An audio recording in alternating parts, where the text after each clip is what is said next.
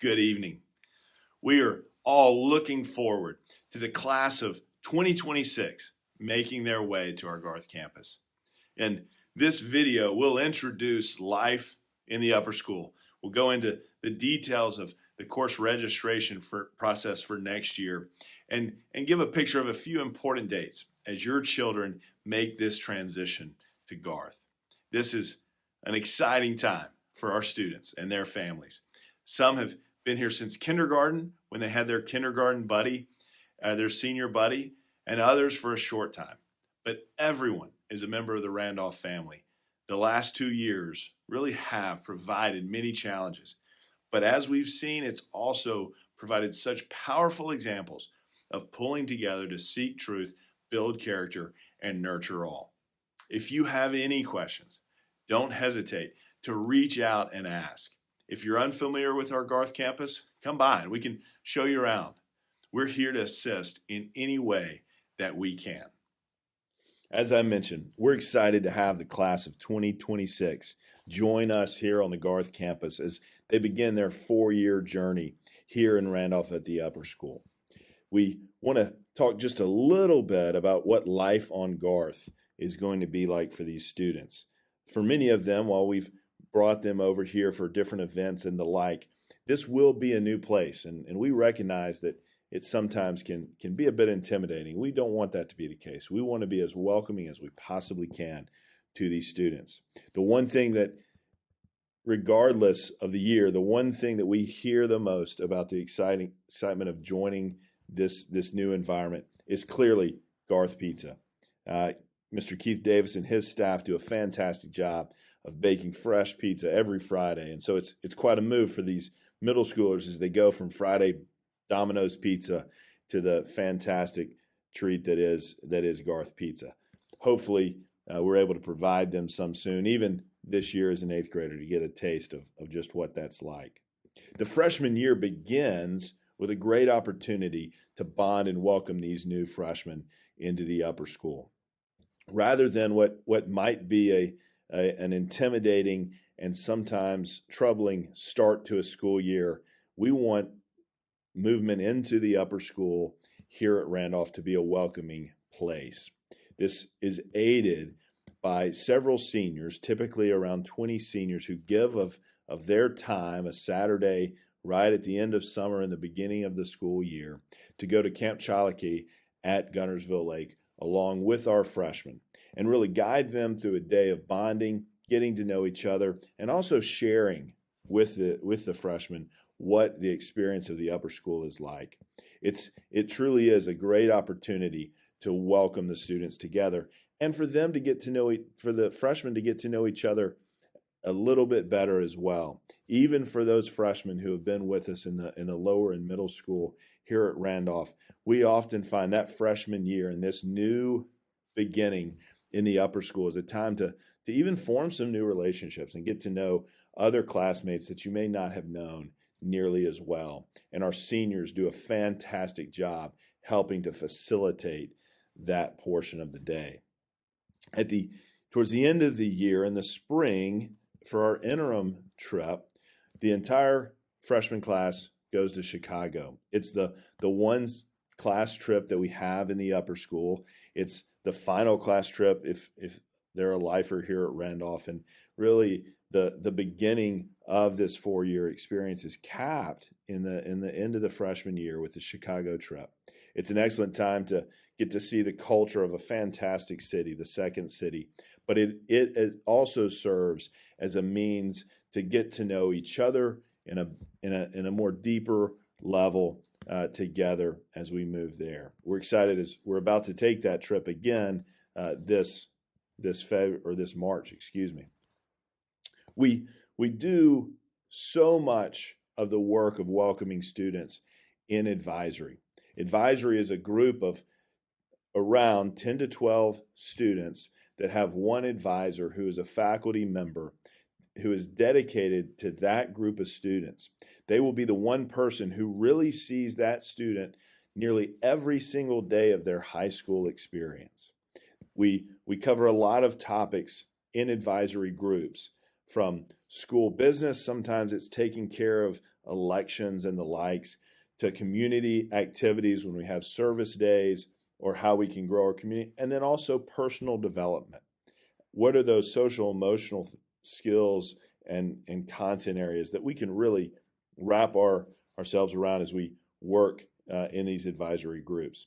It'll operate in a similar fashion as advisory has in the middle school. There are a few differences. We also have partnered along with the middle school with the Social Institute, and that takes place in advisory, which has been a fantastic relationship as we really see students navigating the social emotional landscape related to social media and the like. At the heart of advisory, though, are relationships. And we want these advisory groups to be an opportunity to express themselves, get to know each other, and not just groups that are already friends and have deep relationships, but really broaden that. One of the fun and exciting pieces of watching an advisory move from their freshman year all the way to their senior year are that you see bonds and relationships grown from a place that freshman year where they may not know everybody in that room very well, but by the end, even if they're not the same person they're hanging out with on the weekends and every night, they are tightly bound as a member of the graduating class by the time they're seniors. And this advisory piece has a lot to do with that. One of the aspects of life here on Garth that we are extremely proud of is our college counseling office. It's a 3-person office dedicated to the college admission process for our students. We begin that freshman year with really focusing on what the transition to upper school is. In 10th grade, we really look at who am I and how do I contribute to the community. For the bulk of those years, the college counseling message is this: it's become the best possible you can become. The transition to 9th grade is filled with so many things that thinking about and putting pressure on where am I going to go to school and the like, it's too early for that.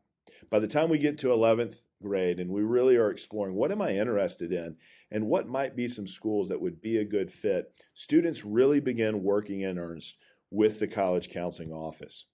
We break into small groups and have small group sessions with the college counseling staff and really hopefully even identify some schools that our students may not be aware of yet that might be a great opportunity and a great fit for them in what their hopes and dreams are for college and beyond. The 12th grade year is very heavy in applying to colleges and universities. This is not the only year that the college counseling office is engaging with the students, but rather the 4-year journey, even though, as we mentioned, those early 2 years are really focused inward at the student. 11th and 12th grade, we really begin to focus outward into what are the interests and where may I pursue those interests best.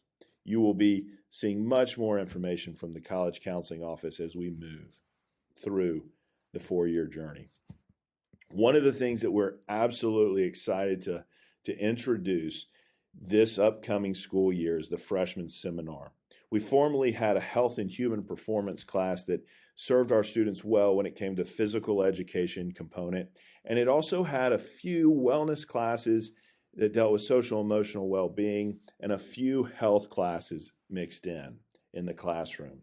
We decided that we would be better served to stretch this course into a full year and insert additional programming for the student. Included in the freshman seminar will still be those same components that have been in HHP, or Health and Human Performance. But we're going to expand the wellness and health sections.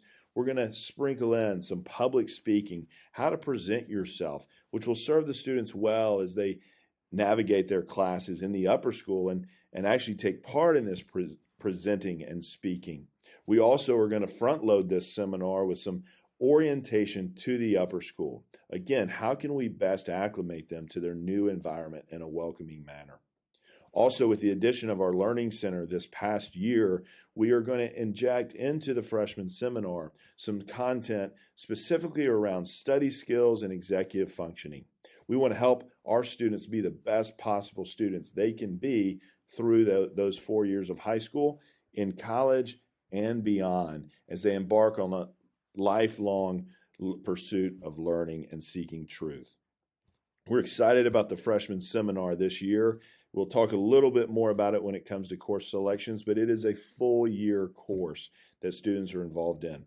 Also in that time, they'll spend some time in study halls and hopefully knock out some of their homework before they even come home at the end of the day with the freshman seminar.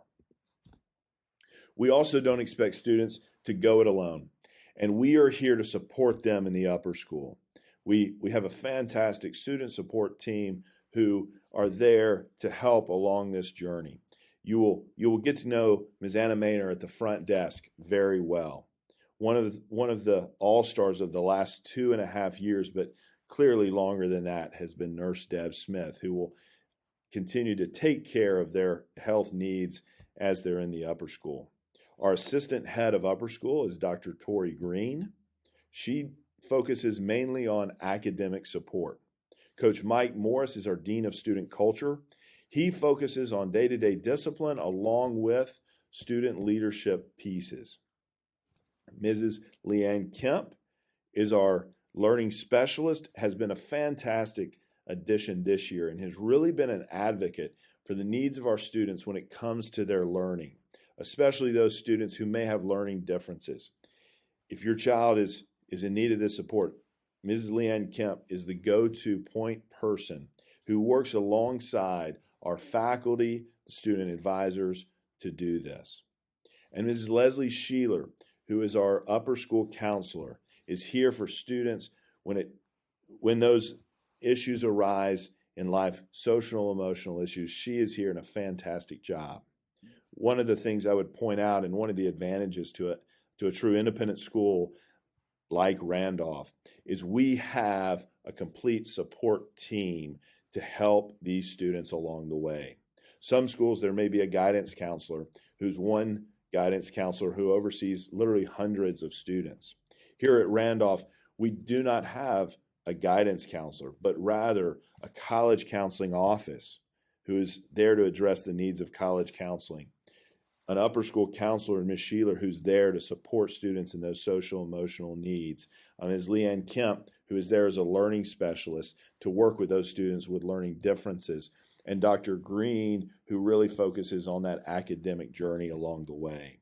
This is a much richer and deep experience for our students as they move through these years. And it's really due to this support team that wraps themselves around your child along the way to make sure they're known and loved and cared for as they will be challenged and nurtured through their 4-year high school experience. Let's talk a little bit now about course registration, this period that we're entering into. The overall registration timeline looks a bit like this, that from the start of this second semester to now, faculty have been working on course approvals for the next year. This pre-registration period really goes for the month of February, and it kicks off a period where we're making course requests for students. The freshman course requests are a little bit easier and not as complicated as some of the other grade levels just by the nature of room for electives in their schedule. But we follow the same timeline and complete these by the beginning of March. We'll talk a little bit in deeper levels about what those subject-by-subject course requests would look like. But we also want to discuss that during this time, this is the time, if your child has not received an approval for a course they wish to take, that we have these follow-up conversations. And this month really provides that opportunity for us. When we complete this month in the pre-registration period, we take those course requests and we build our master schedule. We really take a look at what are our staffing needs, what are the sectioning and the number of different sections that we will have. We then put together that master schedule and register students there in May into those courses. We distribute schedules typically in the summer. We're looking to this year, if all things go as planned, moving that up to really help some of those fears and anxieties that sometimes we see over the course of the summer for students. When I mention the master schedule, it is simply the listing of faculty and which sections they will teach according to the blocks available. So February is pre-registration. This is when we're looking to make those course requests. We'll give some overview information here. One of the things that's important to note that as an independent college preparatory school, we have 3 levels of courses in the upper school. Other schools may have a 4th level underneath college prep, but at Randolph, it's worth noting that all of our courses are college prep.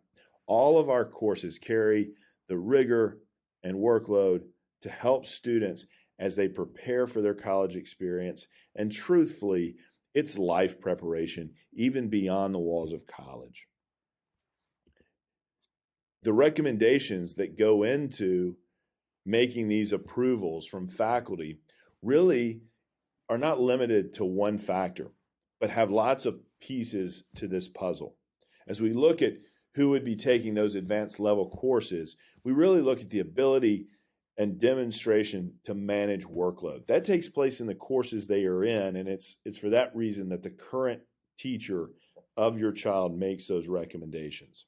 We also look at their capacity to process the material.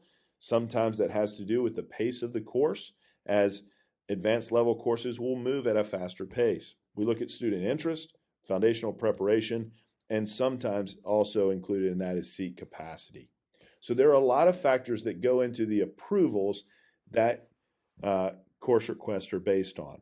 It's important that we also talk about difference in motivational focus, that oftentimes what we see is the motivation to make sure that our transcript is as clean and polished and impressive for the college admissions process as it can possibly be, versus what is absolutely appropriate and best for that student as a learner and their development and their stage in growth.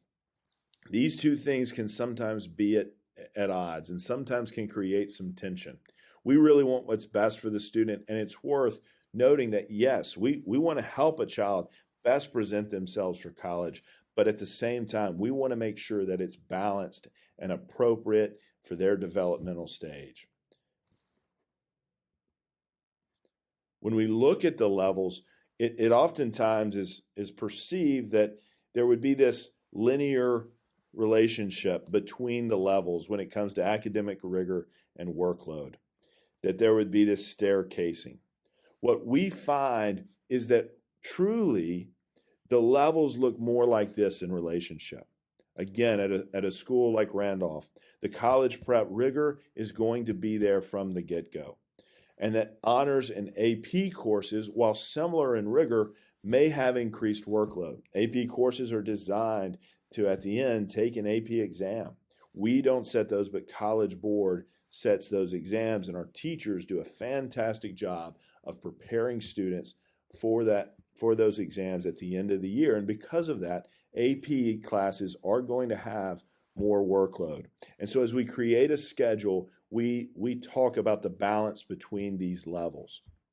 One of the things I would point out, and that we're proud of, is that while we do limit AP courses and we talk about the totality of the workload of those courses, part of the reason is while the AP exam may be the same at every school, the AP course is not. And we are proud of how our Randolph students perform when it comes to these AP exams. As you can tell from the difference between the global average and the Randolph average, we are higher, and in some places significantly higher than the global average. And that's because the fantastic teachers that we have in place teaching these AP courses. So we want to be mindful of that as we create schedules. Now, for the freshman year, we're not in that position because we do not offer AP courses for freshmen. The registration timeline, again, as we look at it, is as follows, and we hope to have those schedules before that. Where you see those follow-up conversations in place, one of the things that's really important to talk about is as we look for that approval when it comes to leveling, that we want the student to own that conversation. It shouldn't be the advisor or the parents having that conversation with the teacher, but really that student. This is part of this self-advocacy and growth and preparation for life in college and beyond that we talk about. When looking at these conversations, the first place to start if a student doesn't have the approval that they want for a class is to talk to the current teacher. They're the ones who made the recommendation. They're the ones who know the student in their current learning environment and can best speak to that student. The teacher of the next course, and this can be a little difficult between two campuses, but we still facilitate this when needed, is to talk to the teacher of the course they're seeking that approval for. And if that is a higher level course, to talk to that teacher. That teacher can provide really an explanation of what that course is going to look like in the context of the course they're working to be in. The department chair would be the next stop, and then the assistant head of upper school. And we work with the middle school office quite frequently to have those conversations and help students along that path. That would be Dr. Green, the assistant head of upper school. At any stage along this path, if a student gets that approval, they don't have to go to all of these individuals. Sometimes a current teacher may say, we'll look at the approval if you can demonstrate it over the course of the next however long in the current year. That's a common thing to see, and we want to help students put their best foot forward if that is the course they choose. Now, it's also entirely possible a student may be recommended approved for higher level courses and not want to take every single higher level course they can because of workload, possibly because of extracurricular activities and the like. And we want to help them have those conversations too. They don't have to go through these steps to do that. They can talk to their current advisor to not take some of those higher level courses as well. So, pre-registration, here are some useful tools as we go through this process. We will be sending out, along with this video, a sheet that lists all of the course offerings for the upcoming school year. It does so year by year, grade level by grade level, to help see what courses are available. You will see there are fewer courses available to freshmen as they are still working through many of their graduation requirements. But the list of electives blossom as they go through the years. We want students to be able to take courses that they're interested in over the course of their four-year journey. Along with that sheet will be a course catalog. It is a full version which has graduation requirements involved, sequencing of the required courses. It lists all the required and the elective courses and gives a description of every course that we offer in the upper school. And the final document you'll receive with this video is the four-year planning guide. This four-year plan is a sheet that we come to every spring as we go through pre-registration, and we look at where a student is in relation to those graduation requirements. How are they in the flow of that process, and how do their course requests from this year fit in line with courses they've taken previously and want to take in the future. One thing to note, as you look at this the four-year planning guide, there are more empty spaces as a student goes. Those empty spaces are blocks that are absolutely there for students to take electives that they may be interested in. By the time you get to the senior year, there's lots of room for elective choice. It's important to note that in the upper school, every course is a full course. An elective only refers to a course that you choose to take because it's not one of the graduation requirements. Let's go over graduation requirements for students to graduate from Randolph.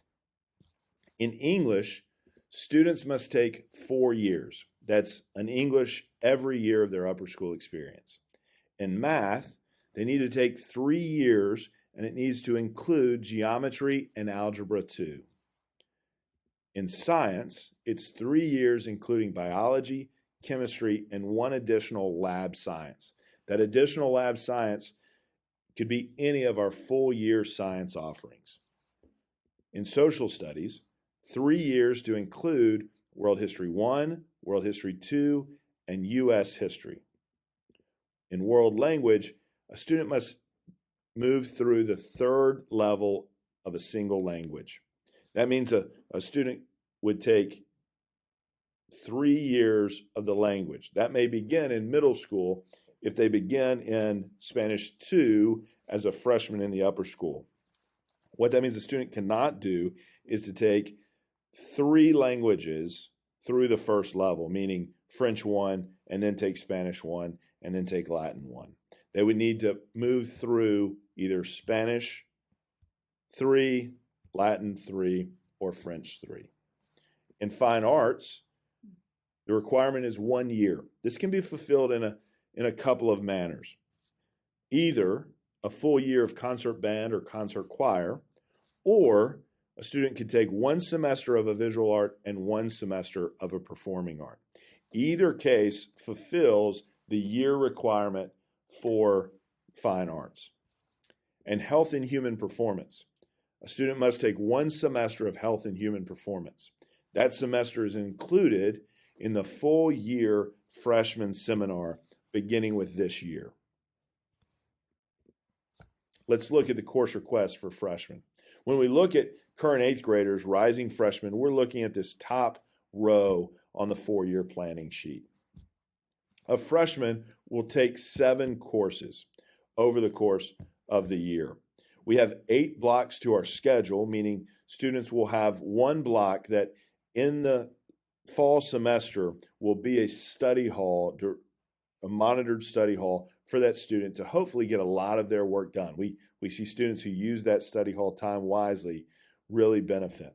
In the spring, if they're on one of our honor rolls, that becomes a free period where they still hopefully are working on their coursework, but they have a little bit of freedom not to have to be in a dedicated study hall. This is part of that progression and that growth as we help them navigate developmentally in a scaffolding approach to prepare them for what college and the like will be moving forward. I mentioned the freshman seminar. That's now a year-long course which will include so many great components and we think really be a shining star culturally in our upper school and really help put freshmen in their best possible place to succeed as they're developing. Let's talk through subject by subject what the freshman course load looks like. We begin with English. Every student in the freshman year in the 9th grade takes English 9. In math, most all of our students will take geometry, either geometry, college prep geometry, or honors geometry. There's a small number of students in the middle school now who are already taking geometry, and they would take honors algebra too. But that's a small select few, and that will be seen in their course approvals that their advisors are preparing now. In science, students will take either biology or honors biology. Again, that college prep biology or the honors level biology. In world language, they will take their choice of French, Latin, or Spanish. Spanish has an honors level to it in the upper school. In social studies, all freshmen take World History 1. We mentioned the 9th grade seminar, and that leaves arts to choose from. The fine arts graduation requirement can be fulfilled in one of 2 ways. The first is a full year of concert band or concert choir. Those are full year courses and fulfill the graduation requirement. The other way to fulfill the fine arts requirement is to take 1 semester of a performing art and 1 semester of a visual art. In the performing arts, we have Theater 1 or Fundamentals of Music. Both are entry-level courses that do a fantastic job with students in the performing arts. In the visual arts, Fundamentals of Visual Arts provides the foundation for the remainder of the art classes in the upper school. With that, this is what the freshman course load will look like. English 9, Most of our students either in honors or college prep geometry. Most of our students are taking in science, honors biology, or biology. World language, the next language in their leveling sequence, World History 1, their fine arts, and the 9th grade seminar, the freshman seminar. Let's go over some questions now that we had at our live meeting. What is the weighted GPA and how much do honors courses carry? When you look at a transcript, and these are 2 Randolph transcripts, you'll see that every year on the left-hand side of the document, you'll see the courses listed, a semester 1 grade, semester 2 grade, and a final year-end grade. Those are the only grades that students receive, and the GPA, that year-end GPA, is only calculated using the final grade for the student for the year in that course. Then cumulative carries with that student throughout all 4 years. At the end of the junior year, we calculate a weighted GPA. That's when we apply weights to the leveling of classes that a student takes. The weighted GPA, as you can see on these 2 transcripts, is in the right-hand column. That's where you'll find our marking system for colleges to be able to understand our transcript, along with any notes, including honor societies and the like. In terms of the amount of weights that each class will carry, we mentioned previously that all courses at Randolph are college preparatory level classes, college prep. Every course at Randolph will add a 0.25 to the grade in that class, again, when we first calculate weighted GPA at the end of a student's junior year. If a student was to make a B in a course, as you see here, the non-weighted GPA, which is what a student would see at the end of their freshman year, they would get 3 quality points for that class for the year. If it was a college prep course, you would add that quarter point, so they would see a 3.25 for that class. If it's an honors course, they receive a 0.5 bump. That would bump it to 3.5. And if it was an AP course, a full point, because the additional workload and rigor of the class, and it would be a 4.0. This is how you will see GPAs that go above 4.0 on a 4.0 scale. It's worth noting as well that you're going to see a difference in high school or in the upper school from what you saw in middle school when it comes to reporting periods for grades. In middle school, you would have still quarter grades and semester grades. In the upper school, that's not the case. As you saw in the transcript, there are only 3 grades listed during the year: a semester 1 grade, a second semester grade, and then a year-end grade. We do still have progress checks, mid-semester checks, and these are designed to give updates to families on where those grades are at the time. You will also see at times comments from the faculty who are teaching your student to better understand how they are doing in each individual class. So we have 4 progress checks at the quarter point really of each semester. We have 2 mid-semester checks where you'll see those grades posted, and then we have the semester marks and the year end. Again, the only actual grades are those semesters, and the GPA is only calculated from a year-end grade. What we really hope this provides is opportunity for students to really focus on doing the best job with their own personal learning through the year in that course. That's going to mean that we want to make room for growth. We recognize that learning sometimes can be that messy process.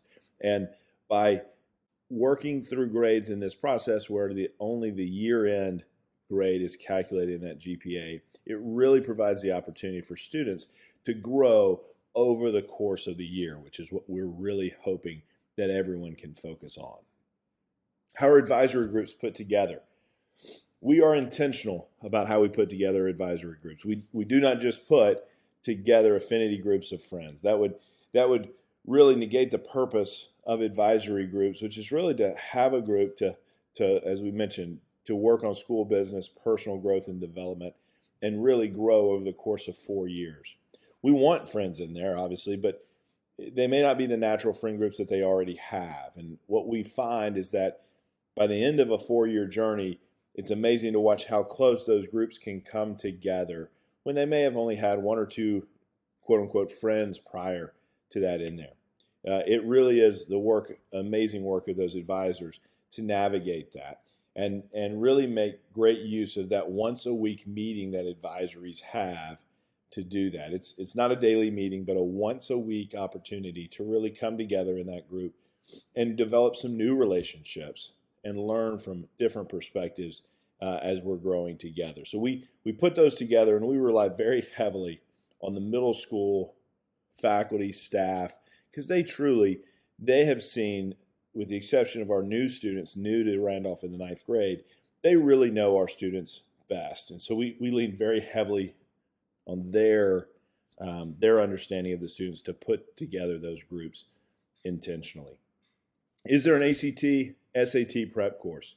We do not have an official Randolph ACT, SAT prep course because all of our classes are designed in a way they're going to help students do better on those tests. One of the great things and data points that we like to look at and track is the growth of a student from the time they take the pre-ACT, which every freshman takes in the fall, the growth from the pre-ACT to about the time they graduate to where their ACT score is. And we far outpace national norms and what even you will see when you receive those results from the pre-ACT packet. Once a student takes that, you will see the demonstrated growth that a Randolph student is able to have by the nature of their core academic courses here at Randolph. So every course at Randolph is an ACT, SAT prep course. We do have some students who take advantage of a partnership we have and actually have some additional ACT, SAT prep from an outside provider who comes in and has a class, and our college counseling office can provide more information to help students who are looking for something additional. But again, every student or every class at Randolph is an ACT, SAT prep because we are college prep and we are preparing students for continued study at the collegiate level, which is absolutely what both of these tests attempt to measure in a student. Do the class periods meet at the same time every day, and do all classes meet every day? They do not. So here's our daily schedule. The times for most days, 4 days out of the week, are on the left. Wednesday times are on the right because we do have late start Wednesdays still. The student will take 2 classes, each just under an hour on a normal day. There's a 5-minute passing transition time between the 2 classes. There's a break time, and that first break time of the day will vary depending on what day of the week it is. On Mondays, that will be community time, where we come together as the full division assembly in the TAC, the Thurber Arts Center, and come together as a community for all sorts of speakers and the like. Tuesdays, Fridays, those are consultation time. We bake in time into the schedule for students to work directly with our teachers. Think office hours in college. And we really encourage students to take great use of these days to go meet with a teacher in a class that they have questions and engage in teachers. And our teachers want to be there to provide that time for students. Then on Thursday, that's when we have our advisory meeting. We follow that with 2 more classes together, then a lunch break, and then 2 more classes. What you'll see, we label our classes 1 through 4 and A through D. We partner 2 of these classes together because when you look at the rotation of our rotating schedule, it flows in a waterfall design. So those pairs of classes travel together from one day to the next through this waterfall design. So the class that you have first on one day, you'd have third the following day, and then fifth the next day. Those 2 classes wouldn't meet.